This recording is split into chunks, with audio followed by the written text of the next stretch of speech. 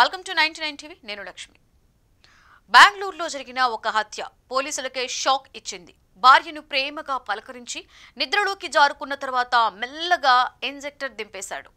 ఆ సిరంజిలో ఉన్నది సాధారణ విషం కూడా కాదు, పాదరసం. శరీరంలోని ఒక్కో అవయవాన్ని దెబ్బతీస్తూ నెమ్మదిగా చంపే మృత్యు విషం.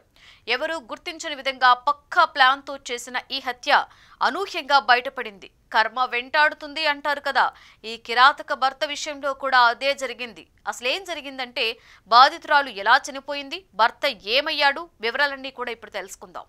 విద్యా బసవరాజు దంపతులు బెంగళూరు నగరంలోని అత్తిబెల్లిలో నివసిస్తున్నారు. ఈ దంపతులకు 4 ఏళ్ల కుమారుడు ఉన్నాడు. పెళ్లయి పిల్లలు పుట్టాక భార్య తీరు నచ్చక తరచూ గొడవకు దిగుతుంటాడు బసవరాజు.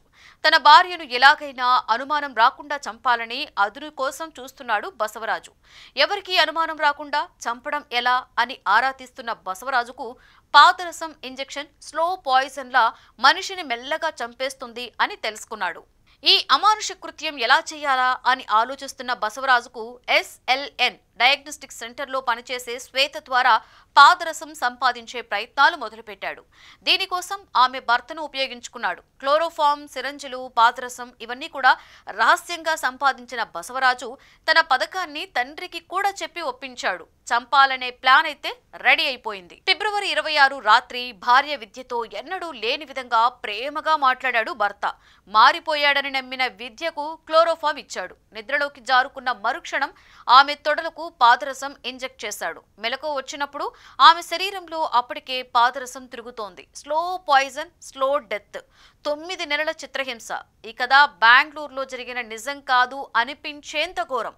కదలడానికే ఇబ్బంది పడే పరిస్థితి ఏర్పడడంతో మార్చి 7న ఓ ప్రైవేటు ఆసుపత్రిలో చేరింది. వైద్య పరీక్షలు నిర్వహించిన వైద్యులు ఆమె శరీరాన్ని పాదరసం విషమయం చేస్తున్నట్లుగా గుర్తించారు.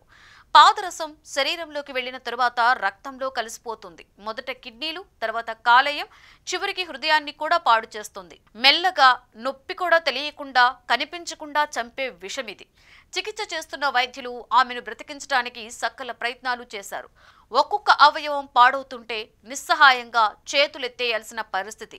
ఆమె బాధ చూడలేక నొప్పి తగ్గించే ప్రయత్నం చేశారు. అలా 9 నెలల పాటు నరకం చూసిన విద్య ఎట్టకేలకు ఇవాళ తుది శ్వాసను విడిచింది. తాను చావుకు దగ్గరవుతున్న విషయం గుర్తించిన విద్య వైద్యుల మాటల ద్వారా తన భర్త, మామ కలిసి తనకు హత్య చేసేందుకు పాదరసం ఇంజెక్షన్ ఇచ్చారని తెలుసుకుంది. ఆసుపత్రి సిబ్బంది సహాయంతో చనిపోవడానికి ముందే వీడియో వాంగ్మూలంలో తనను చంపేందుకు చేసిన కుట్రను తెలిపింది. తన మామతో కలిసి భర్త ఈ దారుణానికి ఒడిగట్టాడని, వారికి పాదరసం, క్లోరోఫామ్ ఇచ్చేందుకు డయాగ్నోస్టిక్ సెంటర్లో పనిచేసే శ్వేత, ఆమె భర్త సహకరించాడని బయటపెట్టింది. ఈ వాంగ్మూలం వీడియోలో ఆమె మాటల్లోని వేదన, ఆమె శరీరంలో తిరిగిన పాదరసం ఎంత ఘోరంగా చిత్రహింసలు పెట్టిందో అర్థమవుతుంది. భార్యను భర్త క్రూరంగా చంపిన విషయం మీడియా ద్వారా వైరల్ అవుతోంది. పాదరసం ఇంజెక్షన్తో ప్రాణాలు తీశాడు.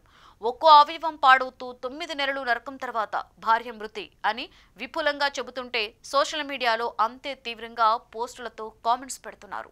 విద్యను హతమార్చిన వ్యక్తులు ఇప్పుడు పరారయ్యారు. భర్త బసవరాజు, మామ మారిస్వామిచారి పాదరసం, క్లోరోఫామ్ అందజేసిన శ్వేత, ఆమె భర్త నలుగురు కూడా గాయబ్. విద్య వాంగ్మూలం ఆధారంగా పోలీసులు కేసు నమోదు చేసుకున్నారు. నిందితులను పట్టుకునేందుకు వేట మొదలుపెట్టారు. కానీ ఈ కేసులో పాదరసం ఇచ్చిన చేతులు, అదే కుటుంబం మరో ఇంటి నుండి రావడం ఈ దర్యాప్తును మరింత గాఢం చేస్తుంది. ఈ కేసును మరో స్థాయికి తీసుకువెళ్తుంది. విద్య 9 నెలలు పోరాడింది. తన జీవితం చివరి రోజుల్లో చేతులు కదల్లేని స్థితిలో ఆసుపత్రి బెడ్పై పడుకొని నా కొడుకుకైనా న్యాయం చేయండి అంటూ రోదన. అదే విద్య చివరి మాట, చివరి రోదన. అదే ఇప్పుడు పోలీసుల ముందు ఉన్న అతి పెద్ద సవాల్.